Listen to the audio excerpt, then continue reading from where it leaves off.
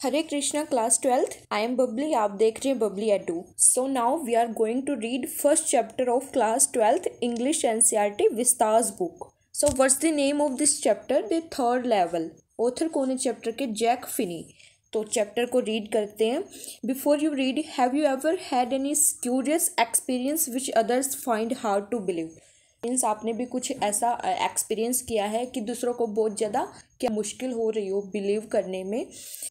The presidents of the New York Central and the New York, New Haven and Hartford railroads will swear on a stack of timetables that there are only two.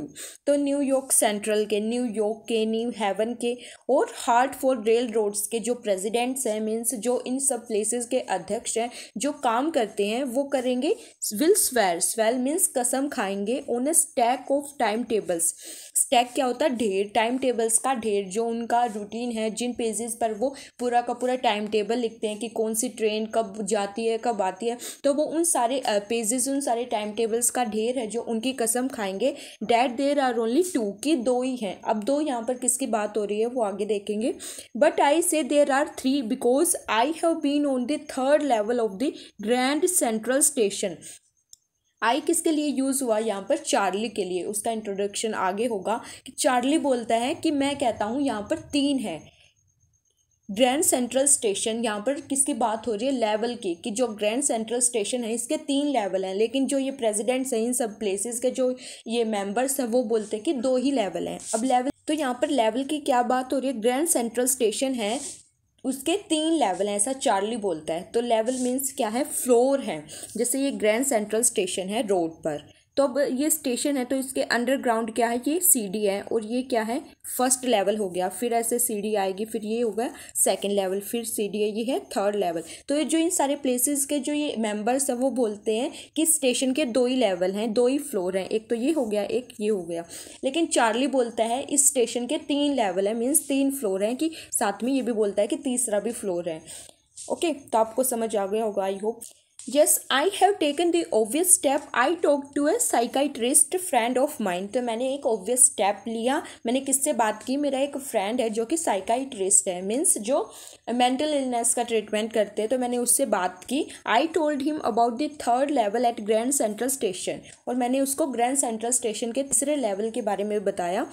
He said it was a waking dream wish fulfillment. तो वो क्या बोलता है कि तुम जागते हुए wish fulfilment का सपना देख रहे हो, मीन्स वो रियलिटी में नहीं है, तुम बस अपनी विश जाहिर कर रहे हो, अपनी विश बता रहे हो कि काश उसका थर्ड लेवल भी हो। तो मीन्स वो रियलिटी में नहीं है, ऐसा तुम जागते हुए सपना देख रहे हो।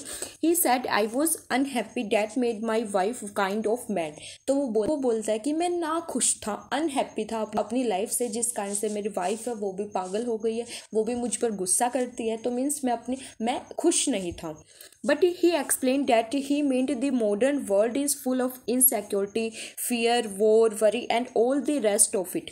और वो एक्सप्लेन करता है, उसका मतलब क्या है कि जो ये मॉडर्न वर्ल्ड है वो किससे भरा हुआ है? असुरक्षा से भरा हुआ है, डर से भरा हुआ है, वॉर से, चिंताओं से, और भी बहुत सारी चीज़ें हैं, नेगेटिविटी है, जिन चीज़ों से ये वर्ल्ड है भरा हुआ है। अब चार्ली का फ्रेंड क्या बोलता है कि मैं भी एस्केप करना चाहता हूँ। ये नहीं है कि तुम ही इन सारी चीज़ों से भागना चाहते हो, मैं भी चाहता हूँ। Well who does not, everybody I know wants to escape. अच्छा, कौन नहीं चाहता होगा?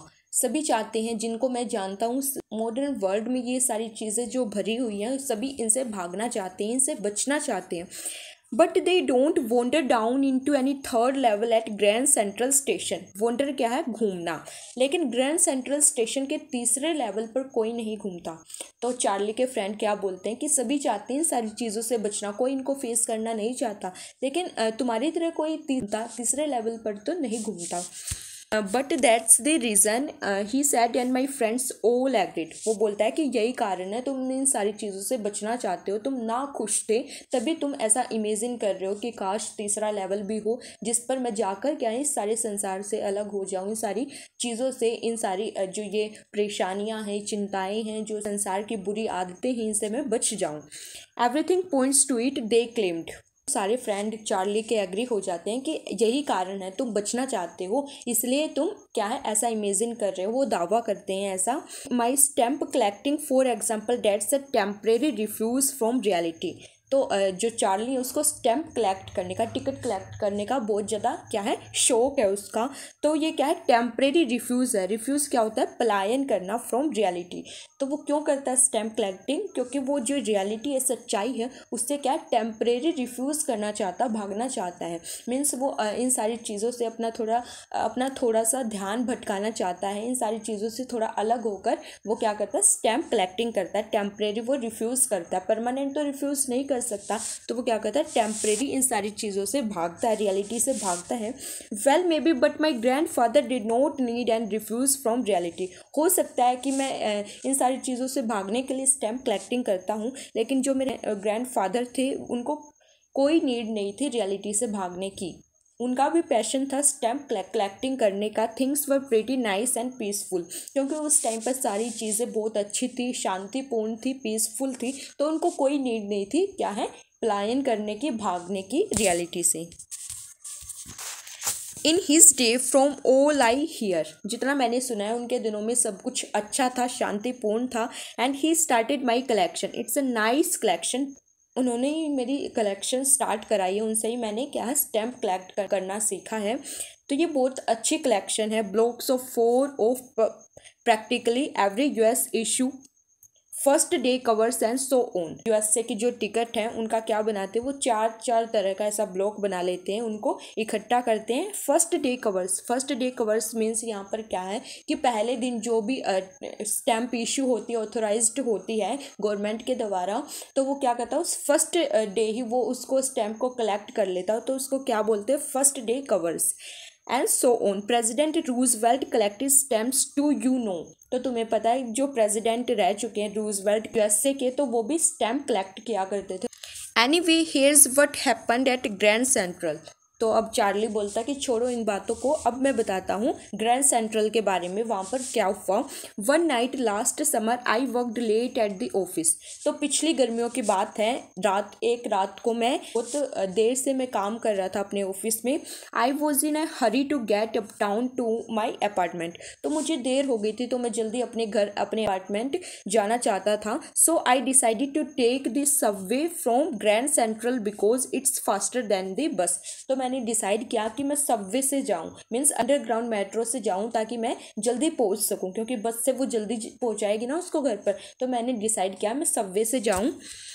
Now I don't know why this should have happen to me, लेकिन अब मुझे नहीं पता कि ऐसा मेरे साथ ही क्यों हुआ, क्या हुआ उनके साथ, वो बताते हैं। I am just an ordinary guy named Charlie. तो अब यहाँ पर वो अपना इंट्रोडक्शन देते हैं कि मुझे नहीं पता ऐसा मेरे साथ ही क्यों हुआ, मैं तो एक सिंपल सा ऑर्डनरी सा लड़का हूँ जिसका नेम है चार्ली, 31 ईयर्स ओल्ड, और मेरी एज कितनी है, 31 साल का हूँ।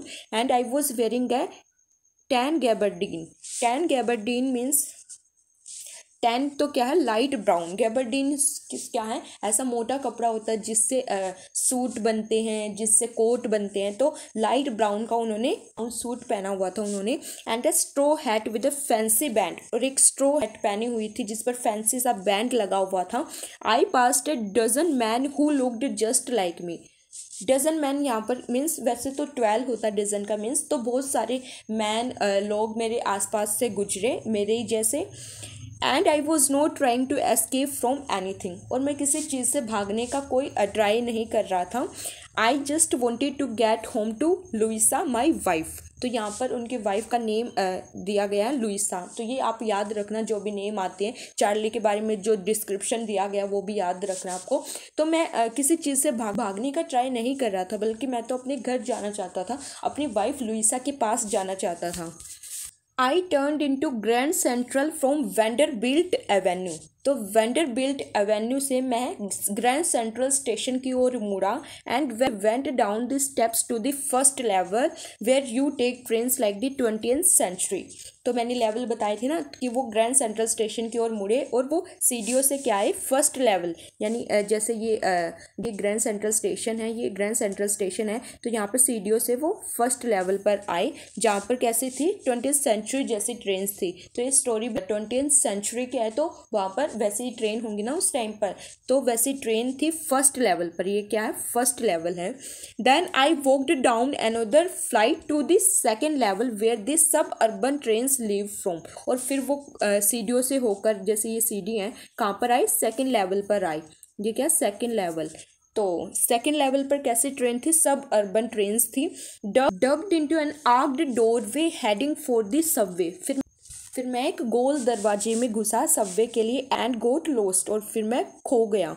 डेट्स इजी टू डू, तो ये करना बहुत आसान था। I have been in and out of Grand Central hundreds of times, तो मैं इस स्टेशन से 100 टाइम्स बाहर आ चुका हूँ, अंदर जा चुका हूँ। But I am always bumping into new doorways and stairs and corridors. Bumping क्या है, टकराना, कि मैं 100 टाइम्स इसके अंदर भी जा चुका हूँ, इससे बाहर भी आ चुका हूँ, लेकिन हर बार मैं नए दरवाज़ों से, नई सीढ़ियों से और नए कॉरिडोर से टकराता हूँ।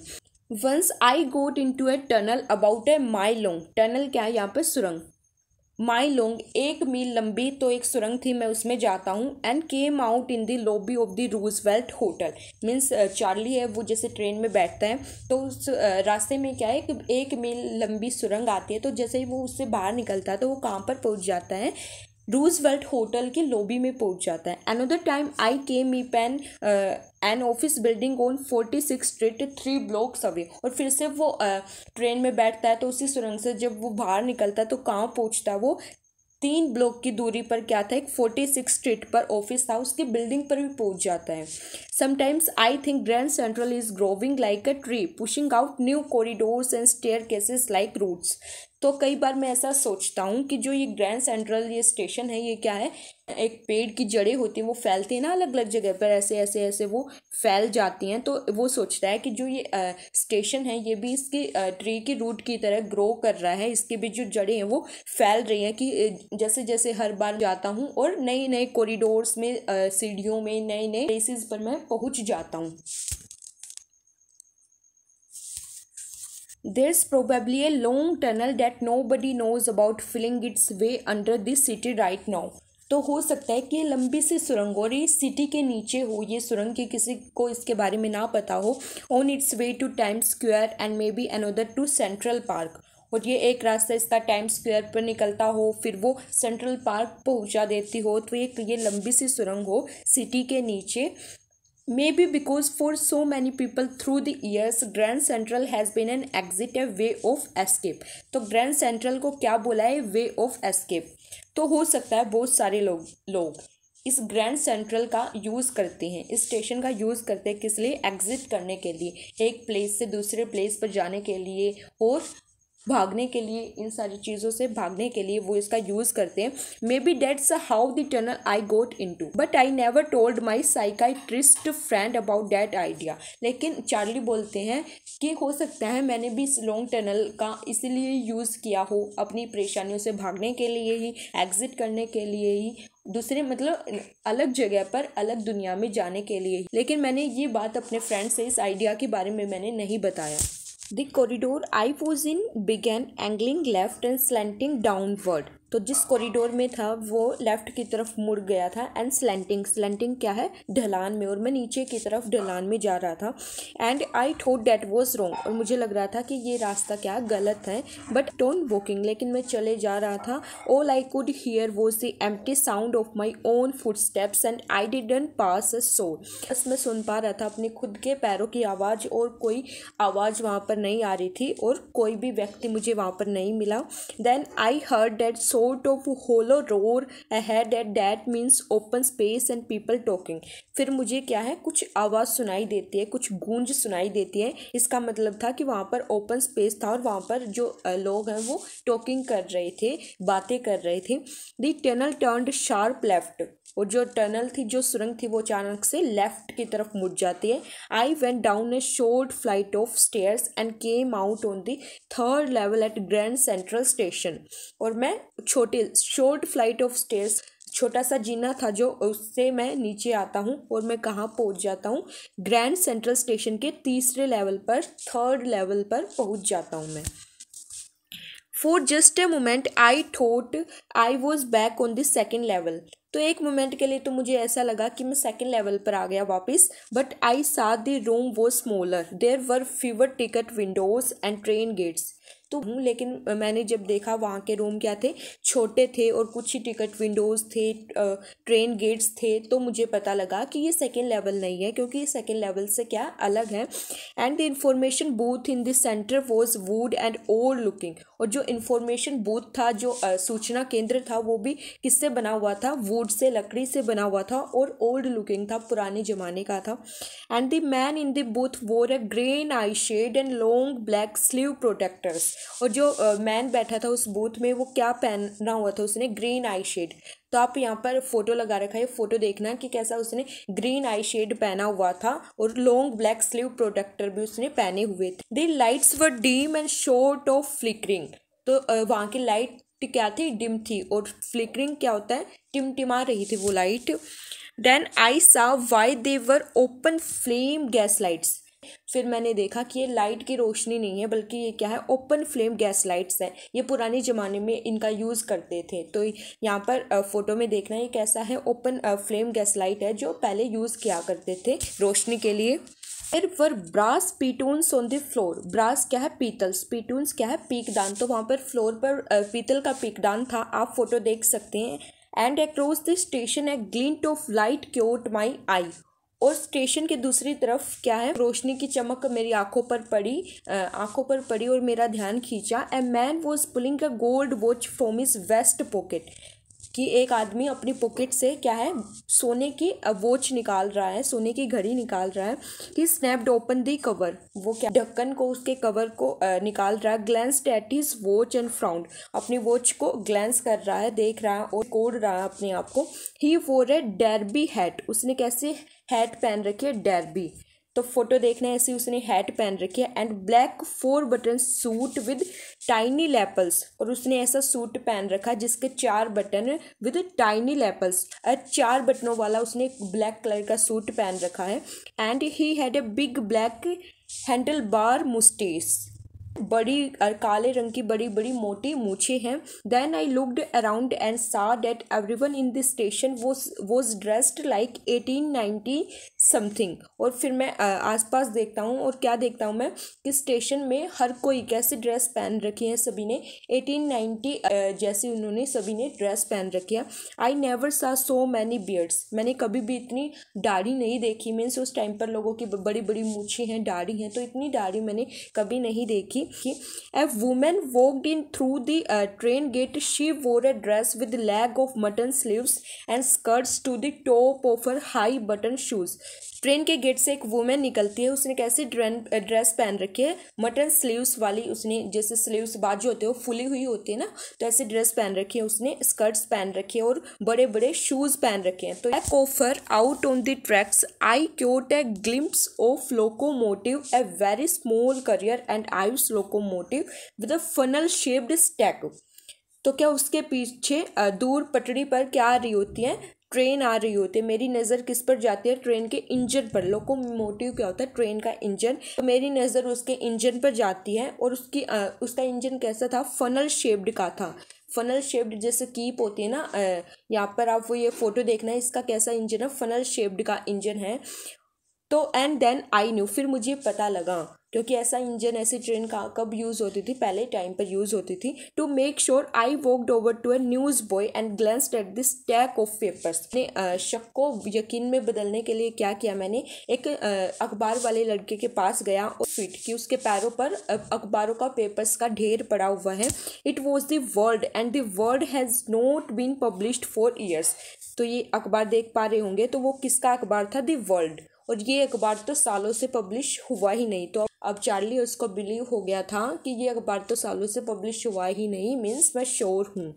The lead story said something about president Cleveland.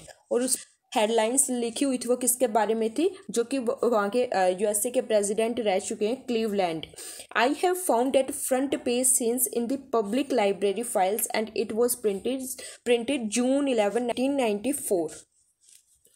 तो पब्लिक लाइब्रेरी फाइल्स में मैं उसी अखबार का फ्रंट पेज देखता हूँ। तो वो कब प्रिंटेड किया गया था, 11 जून 1894 को वो पेंट किया गया था। तो अब मुझे यकीन हो जाता है कि ये टाइम कब का है, 1894 का। I turned toward the ticket windows knowing that here on the third level at Grand Central। तो मैं टिकट विंडो के पास जाता हूँ क्योंकि अब हम कहाँ थे, ग्रैंड सेंट्रल के तीसरे लेवल पर थे। I could buy tickets that would take Louisa and me anywhere in the United States we wanted to go। और मैं यहाँ मैं टिकट खरीद सकता हूँ अपने लिए, अपनी वाइफ के लिए, कि जिससे हम यूनाइटेड स्टेट्स में कहीं भी जा सकते हैं जहाँ हम जाना चाहें। In the year 1894 I wanted 2 tickets to Galesburg Illinois. तो ये प्लेस है यूएसए का। टिकट खरीदना चाहता हूँ, 2 टिकट, एक अपने लिए और एक अपनी वाइफ के लिए। Have you ever been there? It's a wonderful town still. तो क्या आप भी वहाँ गए हो? ये बहुत ही वंडरफुल, बहुत ही ब्यूटीफुल टाउन है अभी भी, with big old frame houses, huge lawns and tremendous trees whose branches meet overhead and roof the streets. तो यहाँ पर बड़े बड़े ओल्ड फ्रेम हाउसेज हैं, बड़े बड़े लॉन हैं और ट्रेमेंडियस क्या, बहुत बड़े ट्रीज़ हैं जिनके ब्रांचेज हैं वो क्या है, आपस में मिली हुई हैं, एंड रूफ दी स्ट्रीट्स। और वो कैसे, जिस स्ट्रीट पर उनकी जो ब्रांचेज हैं वो मिल जाती हैं आपस में और एक छत बना देते हैं स्ट्रीट पर। And in 1894 summer evening were twice as long and people sat out in their on their lawns. गर्मियों की जो शाम है वो ट्वाइस है, बहुत ज़्यादा डबल हो जाती है, इतनी लंबी शाम हो जाती है। और पीपल कहाँ पर बैठते हैं, लॉन्स में बैठते थे। Man smoking cigars and talking quietly. और वहाँ के जो आदमी होते हैं वो सिगरेट पीते हैं और आराम से वो क्या करते हैं, बातें करते हैं। The women waving palm leaf fans with the fireflies all around in a peaceful world. तो जो वहाँ की औरतें होती हैं वो पाम के पत्तों से बना क्या होता है, एक फ़ैन, पंखा, तो उससे हवा करते हैं। तो ये गर्मियों की बात है, बहुत पीसफुल वर्ल्ड है। फायर फ्लाइज क्या है, जैसे जुगनू आसपास जैसे जुगनू घूम रहा है, तो ऐसा बहुत पीसफुल माहौल है, बहुत अच्छा वंडरफुल वहाँ का इन्वायरमेंट बताया है। To be back there with the first world war still 20 years off and in world war second over 40 years in the future I wanted 2 tickets for that. ये 1894 का टाइम है। तो उस टाइम पर वर्ल्ड वॉर का कितना time रहता था, 20 years, और सेकेंड वर्ल्ड वॉर के 40 years रहते थे, क्योंकि ये फ्यूचर में वॉर होने वाला था। तो इसलिए मैं 2 tickets चाहता था अपने लिए भी और अपनी वाइफ के लिए भी, क्योंकि वो उस वॉर से पहले उस जगह पर ट्रैवल करना चाहते थे, उसको देखना चाहते थे। तो आप कमेंट सेक्शन में मुझे बताना फर्स्ट वर्ल्ड वॉर और सेकंड वर्ल्ड वॉर कब हुआ था। ओके, आपको आई होप आपको पता होगा। The clerk figured the fare, he glanced at my fancy hatband but he figured the fare. तो जो वहाँ का क्लर्क था वो फेयर को काउंट कर रहा था, फिगर आउट कर रहा था, और वो किसकी तरफ देख रहा था, मेरे फैंसी हैटबैंड की तरफ देख रहा था। And I had enough for 2 coach tickets one way। Ticket के लिए मेरे पास इनफ पैसा था, लेकिन 1 way का था, वो जाने का था, आने का पैसा नहीं था मेरे पास। But when I counted out the money and looked up the clerk was staring at me. लेकिन जब मैं अपनी मनी काउंट कर रहा था कि कितने मेरे पास पैसे हैं, तो मैंने देखा कि जो वो क्लर्क उठ रहा था मेरी तरफ देख रहा था। He nodded at the bills, that ain't mister, he said, and if you are trying to skin me you won't get very far. तो मेरे पैसों की तरफ देखकर क्या बोलता है कि ये मनी नहीं है मिस्टर, वो बोलता है if you are trying to skin me, कि अगर तुम मेरे साथ हेरा फेरी करना चाह रहे हो, मुझे उल्लू बनाना, मुझे पागल बनाना चाह रहे हो, यू वॉन्ट गेट वेरी फार, तुम ज़्यादा दूर नहीं जा पाओगे, मेरे साथ हेरा फेरी नहीं कर पाओगे। And he glanced at the cash drawer beside him, और उसके पास ही में कैश ड्रॉयर था, वो उसकी तरफ देखता है। Of course the money was old style bills, half again as big as the money we use nowadays. तो उस टाइम की मनी कैसी थी, ओल्ड स्टाइल मनी थी, पुराने ज़माने की थी। ऑब्वियसली बात है 1894 की बात हो रही है, तो वो उसी टाइम की मनी होगी, और वो आज की मनी से कैसी थी, बहुत ज़्यादा बड़ी थी एंड डिफरेंट लुकिंग, और अलग से दिख रही थी। I turned away and got out fast. Is nothing nice about jail even in 1894। तो भले ही वो 1894 की जेल हो, लेकिन जेल तो जेल ही होती है, कोई उसको पसंद नहीं करता। तो उस टाइम की जेल भी अच्छी नहीं थी। मैं मुड़ा और भागा। And that was that I left the same way I came I suppose. तो यही था बस, जिस रास्ते से मैं वहाँ एंटर किया था थर्ड लेवल पर मैं गया था, उसी रास्ते से मैं वापस आ जाता हूँ। Next day during lunch hour I drew $300 out of the bank, nearly all we had. तो अगले दिन लंच के टाइम मैंने क्या किया, 300 मैंने बैंक से निकाले, नियरली ऑल वी हैड, इतने ही मेरे पास थे। And bought old style currency that really worried my psychiatrist friend. क्या खरीदी, ओल्ड स्टाइल करेंसी, पुरानी जमाने की करेंसी खरीदी, जिससे मेरा जो फ्रेंड था, साइकाइट्रिस्ट फ्रेंड था, वो वरी हो जाता है, चिंता में पड़ जाता है, क्योंकि ये सारी बातें जो चार्ली है वो अपने फ्रेंड को ही बता रहा है। You can buy old money at almost any coin dealers but you have to pay a premium। कि आप अब प्रेजेंट टाइम के डॉलर देखकर आप पुरानी मनी खरीद सकते हो, लेकिन आपको प्रीमियम पे करना पड़ेगा, कुछ आपको एक्स्ट्रा चार्ज देना पड़ेगा उसका। $300 boat less than 200 in old style bills. तो अब मैंने $300 मैंने दिए थे और मुझे वापस कितने मिले, पुरानी करेंसी मुझे कितनी मिली, 200 से भी कुछ कम ही थी वो। But I did not care, eggs were 13 cents dozen in 1894। लेकिन मैंने केयर नहीं की, पर डजन एग्स कितने थे, 13 सेंट्स के थे। But I have never again found the corridor that leads to the third level at Grand Central Station. लेकिन ग्रैंड सेंट्रल स्टेशन में मुझे फिर कभी वो कॉरिडोर नहीं मिला जिसके थ्रू मैं एंटर किया था थर्ड लेवल में। Although I have tried often enough, और मैंने बहुत ज़्यादा ट्राई किया उसको ढूंढने का, लेकिन मुझे नहीं मिला। Louisa was pretty worried when I told her all this and did not want me to look for the third level any more. तो मैंने जब अपनी वाइफ को बताया, लुइसा को ये सब बताया, तो वो बहुत चिंतित हो गई थी और वो चाहती थी कि अब मैं ज़्यादा उसको थर्ड लेवल को और ज़्यादा ना ढूंढूं।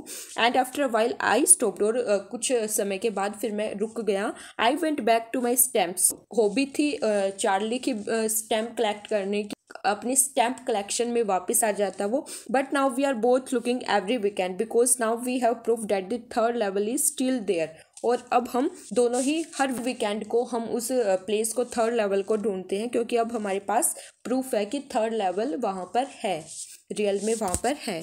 My friend Sam winner disappeared, और जो मेरा फ्रेंड है सैम विनर, तो ये वही फ्रेंड है साइकाइट्रिस्ट जिसको चार्ली अपनी सारी स्टोरी बता रहा था, थर्ड लेवल के बारे में बता रहा था। और जो फ्रेंड उसको बोल रहा था कि ये सारी चिंताओं के कारण तुम भागना चाहते हो, इसलिए तुम वो इमेजिनेशन कर रहे हो, वो एग्जिस्ट नहीं करता। अब वो खुद ही लॉस्ट हो गया, खुद ही वो डिसअपियर्ड हो गया।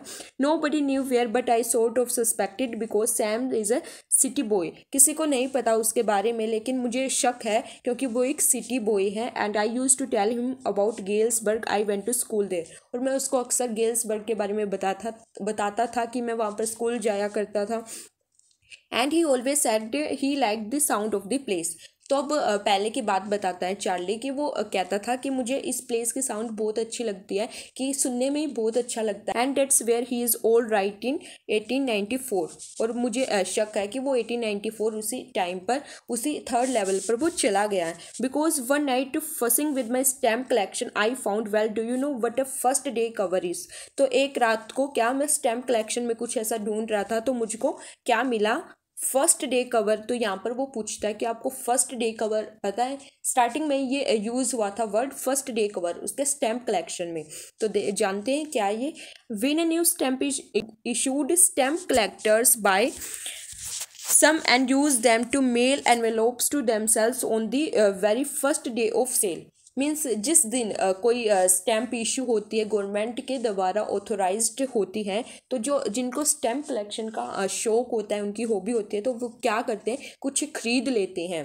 कुछ खरीद के वो क्या है, एनवेलोप में चिपका देते हैं और क्या उस पर स्टैम्प लगा देते हैं और अपने ही एड्रेस पर उसको भेज देते हैं, अपना ही एड्रेस उस पर एनवेलोप पर लिख देते हैं। And the postmark proves the date, और पोस्ट मार्क जो होता है वो उस पर कुछ मार्क कर देता है, जिससे ये प्रूव हो जाता है कि आपने फर्स्ट डे ये स्टैम्प खरीदी है, उसी दिन जिस दिन ये इशू हुई है। Envelope is called a first day cover, और इसी एनवेलोप को जो वो अपने खुद के एड्रेस में ही सेंड कर देते हैं उसको क्या बोलते हैं, first day cover. They are never open, you just put blank paper in the envelope. और वो खोल के नहीं देखते, आप चाहे तो कुछ खरीदने की आपको नीड नहीं है, आप खाली ब्लैंक पेपर उसमें एनवेलोप पे चिपका दो और अपने एड्रेस पर सेंड कर दो, वो खोल के नहीं देखते।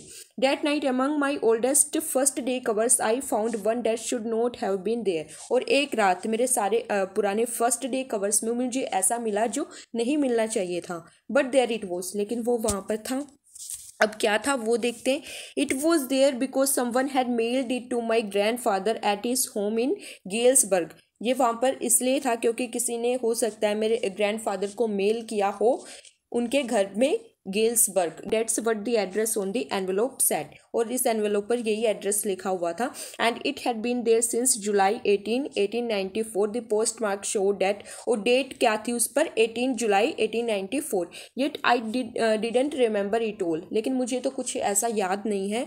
This stamp was a 6 cent dull brown with a picture as president Garfield. तो वो स्टैम्प क्या थी, 6 सेंट थी, डल ब्राउन सी थी, और पिक्चर किसकी लगी हुई थी, प्रेसिडेंट गारफील्ड की उस पर पिक्चर लगी हुई थी। Naturally when the envelope came to granddad in the mail, it went right into his collection and stayed there till I took it out and opened it.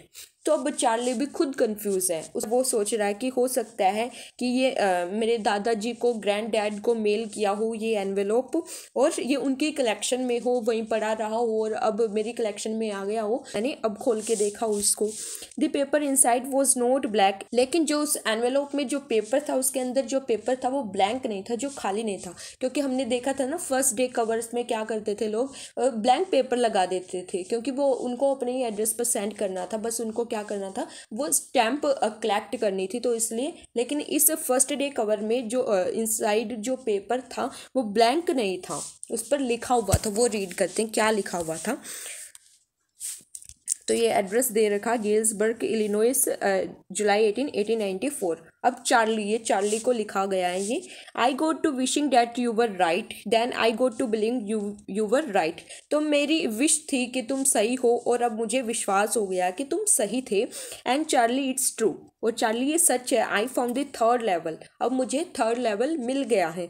I have been here 2 weeks and right now down the street at the deli someone is playing a piano. अब मैं यहाँ पर 2 हफ्तों से हूँ, और अभी मैं कहाँ पर हूँ, डेली स्ट्रीट है, वहाँ पर कोई पियानो बजा रहा है, पियानो प्ले कर रहा है। They are all out on the front porch singing, और सामने वाले पोर्च पर सभी सिंगिंग कर रहे हैं। क्या, सिंग नेली होम, ये सॉन्ग होगा कोई, वो गाना गा रहे हैं। And I am invited over for lemonade, और मैं यहाँ पर नींबू पानी के लिए इन्वाइट किया गया हूँ। Come on back Charlie and Louisa, तुम दोनों वापस आ जाओ। Keep looking till you find the third level, मैं देख रहा हूँ कि तुम जल्दी से फाइंड कर लो। It's worth it, believe me, मेरा विश्वास करो, तुम्हारा ये टाइम वेस्ट नहीं होगा, वर्थ है ये, बहुत ही ज़्यादा क्या है, ढूंढने लायक है ये प्लेस, तो जल्दी से तुम यहाँ पर आ जाओ। The note is sine Sam, और साइन हो रखे हैं सैम के, तो ये सैम ने लिखा है चार्ली के लिए। At this stamp and coin store I go to, I found Sam bought $800 worth of old style currency. और करने के लिए किसके पास गया, स्टैम्प और कोइन स्टोर पर गया मैं, और मुझे मिला कि सैम ने वहाँ से क्या है, $800 निकाले हैं बैंक से, और वो किस में कन्वर्ट किए उसने, ओल्ड स्टाइल करेंसी। तो मीन्स वो ये देखने के लिए गया था कि अगर वो थर्ड लेवल पर पहुंच चुका है तो ऑब्वियस है उसने करेंसी चेंज कराई होगी, उसने पुरानी ज़माने की करेंसी कराई होगी, तो उसने $800 बैंक से निकाल कर किस में कन्वर्ट कराए हैं, ओल्ड स्टाइल करेंसी में कराए हैं। और चार्ली ने कितने कराए थे, $300 उसने निकाले थे, और उनको क्या है, ओल्ड करेंसी में चेंज कराया था, और उसको 200 से भी कम करेंसी मिली थी। Dad ought to set him up in a nice little hay feed and grain business। लगता है उसने ये पैसे क्यों निकाले होंगे, लिटिल हे, ग्रास के लिए, घास फूस के लिए, और ग्रेन अनाज के लिए, यानी वो अपना बिजनेस स्टार्ट करना चाहता था। तो always said that's what he really wished he could do, तो वो हमेशा कहता था ये सब करने का मन करता है, तो हो सकता है उसने इसके लिए, ये इसका बिजनेस स्टार्ट करने के लिए पैसे निकाले होंगे। And he certainly can't go back to his old business, और ये तो सच है कि वो अपने पुराने बिजनेस में तो नहीं जा सकता। पुराना बिजनेस क्या था उसका, वो साइकाइट्रिस्ट था जो मेंटल इलनेस का ट्रीट करते हैं, लेकिन अब गेल्सबर्ग जैसे जगह पर तो इसकी कोई नीड नहीं थी, वहाँ तो बहुत ज़्यादा शांतिपूर्ण वातावरण है, किसी को कोई टेंशन नहीं होगी उस टाइम पर, तो अब इस बिजनेस की तो उसको कोई नीड नहीं थी। नॉट इन गेल्सबर्ग इलिनॉइस इन 1894, उस टाइम पर तो साइकाइट्रिस्ट की कोई नीड नहीं थी। His old business, why Sam was my psychiatrist. यहीं पर पूरा चैप्टर ख़त्म हो जाता है। हमने पूरा चैप्टर रीड कर लिया। आई होप आपको चैप्टर समझ आ गया होगा, आपको स्टोरी अच्छी लगी होगी। If you like this video then don't forget to subscribe my channel and share this video with your friends. See you all in next video. Thank you.